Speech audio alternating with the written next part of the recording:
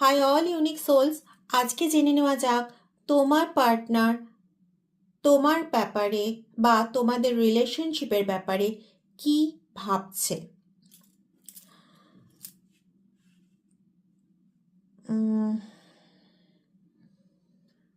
ওম নমঃ শিবায়, ওম নমঃ শিবায়, ওম নমঃ শিবায়, ওম নমঃ শিবায়, ওম নমঃ শিবায়। I'm confused between my goals and this relationship. Give some time. তোমার যে পার্টনার সে নিজের কর্মক্ষেত্রটাকে নিয়ে এই মুহূর্তে অনেকটা বেশি সচেতন। তার যে লাইফে গোলগুলো আছে মূলত কর্ম নিয়ে, তার লাইফে যে গোল আছে, যে উদ্দেশ্য আছে, যে জায়গাটা সে অ্যাচিভ করতে চায় তার কর্মজীবনে, সে সেটার দিকে দৌড়তে গিয়ে অনেক সময় রিলেশনশিপটাকে ব্যতিব্যস্ত করে তুলছে। মানে তোমার কোথাও মনে হচ্ছে যে রিলেশনশিপটাতে ঘাটতি পড়ে গেছে। তো এইটুকু বলবো যে এখনই গিভ আপ করার বা রিলেশনশিপটাকে নিয়ে খুব উইক ফিল করা, লো ফিল করার কিন্তু জায়গা আসেনি।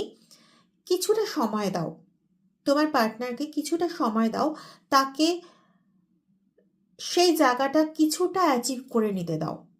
ঠিক আছে, মাস 6 মতন সময় দাও। দেখো তোমাদের রিলেশনশিপ, তোমার যেটা মনে হচ্ছে তোমার পার্টনারের দিক থেকে কিছুটা দূরত্ব বা কিছুটা লো ফিল যেটা হচ্ছে সেটা কিন্তু অনেকাংশেই মিটে যাবে।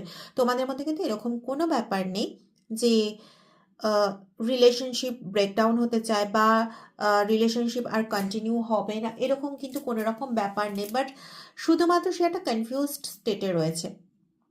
পারলে তাকে তুমি সহায়তা করো, তাকে তুমি হেল্প করো। ঠিক আছে, এতে তোমাদের রিলেশনশিপে বিলিভ মি কোনো রকম কোনো ক্ষয়, কোনো রকম ক্ষতি কিছু হবে না, বরং তোমাদের রিলেশনশিপটা আরও বেশি স্ট্রং হয়ে উঠবে। 6টা মাস সময় দাও। আমার ইনটিউশন বলছে 6টা মাসের মধ্যে যেখানে রিলেশনশিপ, যে রিলেশনশিপগুলো একদম জেনুইন আছে, জেনুইন আছে কিভাবে বুঝবে?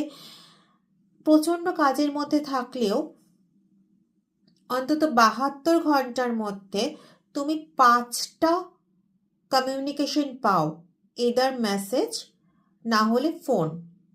5টা কমিউনিকেশন তুমি পাও, এবং তোমার দিক থেকে কমিউনিকেশন যদি কখনো অফ হয় তো তার দিক থেকে তার কাজের চাপের মধ্যে তুমি কমিউনিকেশন পাও। এরকম যাদের যাদের সঙ্গে হচ্ছে মনে রাখবে একদম ট্রু লাভ আছে সেখানে। তো সেই ক্ষেত্রে কিছুটা সময় দাও, 6 মাস সময় দাও, দেখবে রিলেশনশিপ আবার সুন্দর করে গুছিয়ে উঠবে। ভালো থাকো।